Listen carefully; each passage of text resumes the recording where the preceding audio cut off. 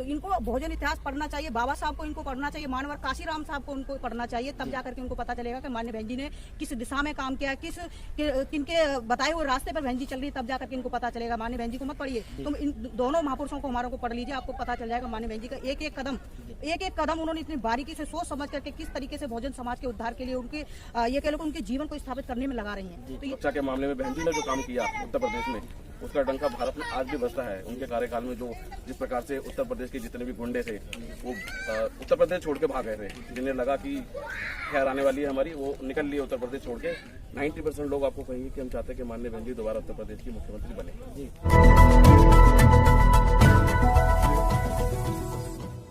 जय भीम साथियों, मैं हूं अनिल भारती और आप देख रहे हैं सम्यक टीवी 24। और आज हम उपस्थित हैं डॉक्टर अंबेडकर सामाजिक परिवर्तन स्थल लखनऊ, और आज हमारे साथ में है दिल्ली की टीम।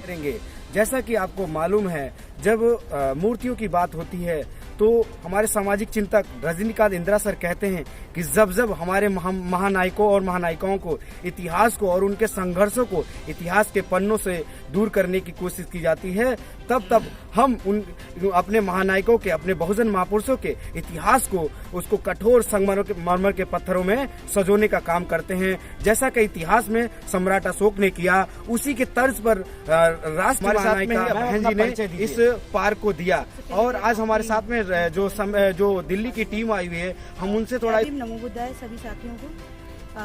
सर मैं दिल्ली से आई हूँ और मेरा नाम एडवोकेट रजनी गौर है, और पार्टी की मेरे को जिम्मेदारी पश्चिमी दिल्ली लोकसभा पर जॉइंट कोऑर्डिनेटर लगाया हुआ है माननीय बहन जी के आदेश अनुसार। और वहाँ पर हम अपने तन मन से और सच्चाई और कर्मठता से सभी लोग लगे हुए हैं पार्टी के मूवमेंट को आगे बढ़ाने के लिए। सबसे पहला सवाल मैम आपसे ही रहेगा कि इतना लंबा सफर तय करके जो है दिल्ली से और आप लखनऊ आई इस सामाजिक परिवर्तन स्थल को देखने के लिए, क्या ऐसा लगा? हमारे दर्शकों को जरा बताएं इसके बारे में थोड़ा।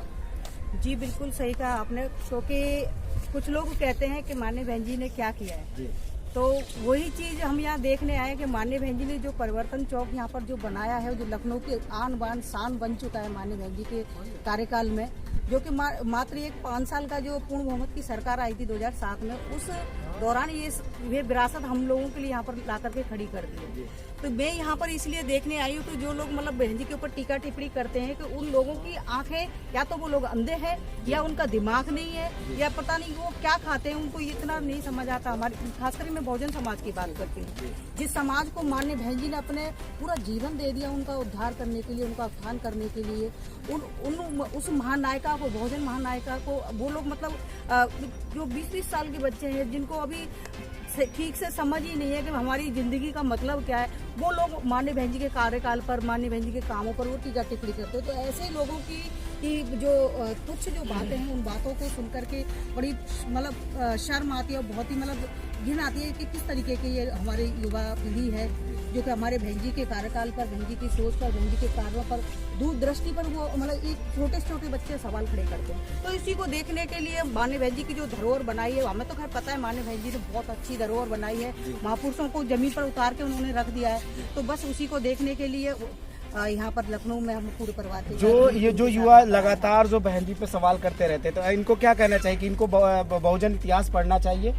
बिल्कुल बिल्कुल, इनको बहुजन इतिहास पढ़ना चाहिए, बाबा साहब को इनको पढ़ना चाहिए, मानवर काशीराम साहब को उनको पढ़ना चाहिए, तब जाकर के उनको पता चलेगा कि माननीय बहन जी ने किस दिशा में काम किया, किनके बताए हुए रास्ते पर बहन जी चल रही है, तब जाकर के इनको पता चलेगा। माननीय बहन जी को मत पढ़िए, तुम इन दोनों महापुरुषों को हमारों को पढ़ लीजिए, आपको पता चल जाएगा माननीय बहन जी का एक एक कदम उन्होंने इतनी बारीकी से सोच समझ करके किस तरीके से बहुजन समाज के उद्धार के लिए, उनके ये कह लो कि उनके जीवन को स्थापित करने में लगा रही हैं। तो ये चीज हमारे दोनों महापुरुषों को पढ़ लीजिए, माननीय बहन जी को पढ़ने की जरूरत नहीं, समझ में आ जाएगा। अच्छा, आपका कहने का मतलब ये है कि जो आज की युवा पीढ़ी है वो जो लगातार सवाल करते रहते हैं, यानी उनके सवालों का जवाब बहुजन महापुरुषों को पढ़कर मिल जाएगा। आइए मैं एक और साथी जो दिल्ली से चलकर आए हैं, मैं उनसे भी रूबरू होता हूं, जानते हैं कि उनको इस स्मारक में आकर कैसा लगा। सर, सबसे पहले अपना परिचय दीजिए। सभी साथियों को सर्वप्रथम जय भीम, नमो बुद्धाय।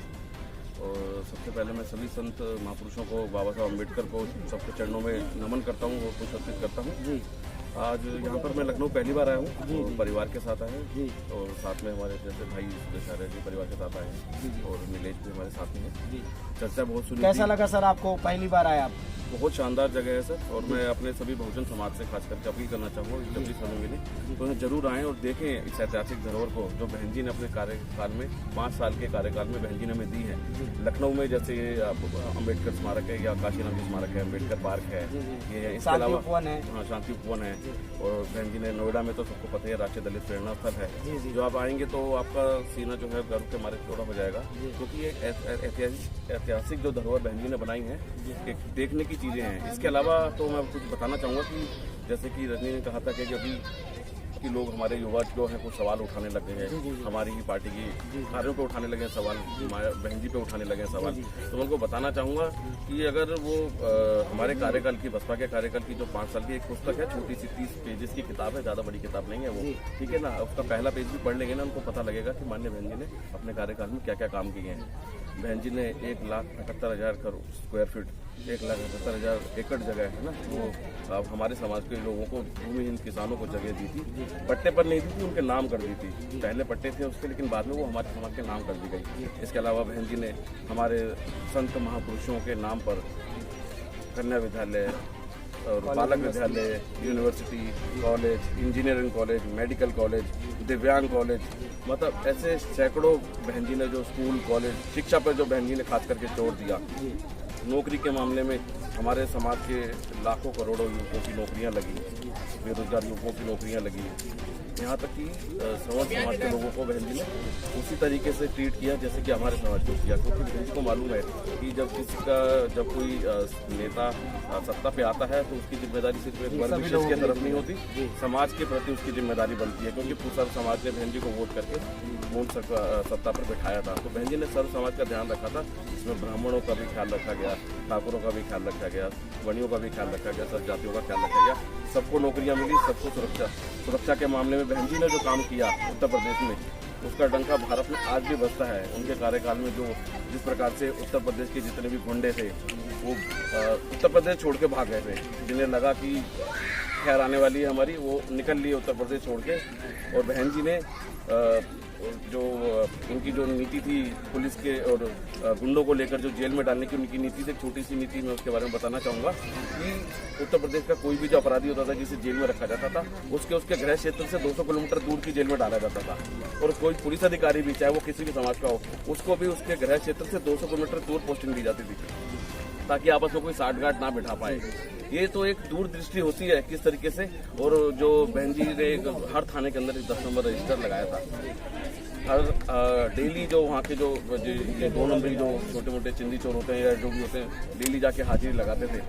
जिस दिन नहीं लगाई तो समझ लो अगले दिन वो उठ जाएगा और थाने में आएगा, सीधा अरेस्ट हो जाता था। तो जो दहशत थी ना गुंडागर्दी के अंदर, बलात्कार के केसेस में, क्योंकि सबसे ज़्यादा आप देखें ना, आंकड़े उठाकर देखेंगे अगर भारत के जो बलात्कार के और बहन बेटियों की हत्या के होते हैं ना, आप 90% पाएंगे कि वो SC ST OBC माइनॉरिटीज के समाज के ऊपर ही होते हैं, मोर देन इन्हीं के ऊपर ही होते हैं। तो उस पर बहन जी ने सबसे बहुत अच्छा कंट्रोल किया। जब क्राइम कम हुआ तो हमारे समाज की बहन बेटियों के साथ बलात्कार कम हुए। मैं ये नहीं कहता कि खत्म हो गए, क्योंकि खत्म होना इतना आसान नहीं है। फिर 5 साल के शासनकाल में आप सोचो कि कोई चीज़ जीरो हो जाए तो नहीं हो सकती। बहुत कम हो गए, क्राइम बहुत कम हुआ, हमारे लोगों के साथ जो उत्पीड़न होता है वो बहुत कम हुआ, मार पिटाई, जमीन छीन लेना, ये सब बहुत कम हुआ हमारे समाज के लोगों के साथ। और खुशहाली हमारे लोगों के समाज और जीवन स्तर का आप एक्चुअल में देखोगे ना, हमारे समाज के लोगों का जीवन स्तर जो था ना उत्तर प्रदेश में, तो काफ़ी बेहतरी आई उसके अंदर, रहन सहन में काफ़ी बेहतरी आई, शिक्षा के क्षेत्र में काफ़ी प्रगति की हमारे समाज में। जी, कहने का मतलब ये है कि मतलब माननीय बहन जी के सरकार में जो लॉ एंड ऑर्डर रहा बेहतरीन रहा, इसमें कोई दो राय नहीं है, उसमें बेहतरीन रहा, सबसे बेहतरीन रहा। और आज भी हालांकि हमारे जो मतभेद, राजनीतिक मतभेद कांग्रेस के साथ और भाजपा के साथ भी हैं, लेकिन वो उनके भी शीर्ष नेता माननीय बहन जी के लॉ एंड ऑर्डर की तारीफ करते हैं। वो लोग भी तारीफ करते हैं कि जो बहन जी का जो लॉ एंड ऑर्डर था, कंट्रोल था, वो किसी के बस की बात नहीं है। और मैं आपको सच्चाई बता दूं, जमीनी स्तर पे, हालांकि जो गोदी मीडिया है जो वो कुछ भी दिखाता रहे, जमीनी स्तर पे सच्चाई ये है कि उत्तर प्रदेश की जनता आज भी तहे दिल से ना, सवर्ण समाज भी ये चाहता है कि 2022 में माननीय बहन जी दोबारा से प्रधानमंत्री बने।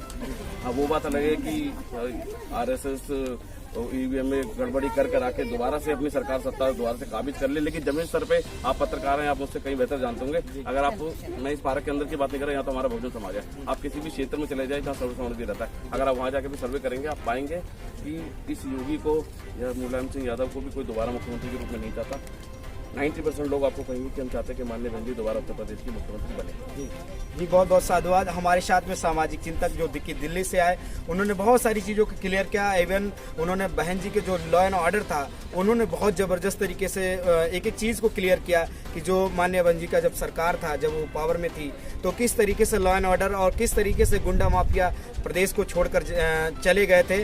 उन्होंने बहुत अच्छे तरीके से क्लियर किया। बने रहिए हमारे साथ में। मैं अनिल भारती, कैमरामैन शिवराज गौतम जी के साथ, लखनऊ उत्तर प्रदेश। धन्यवाद। जय भीम। सम्यक टीवी 24 को लाइक शेयर सब्सक्राइब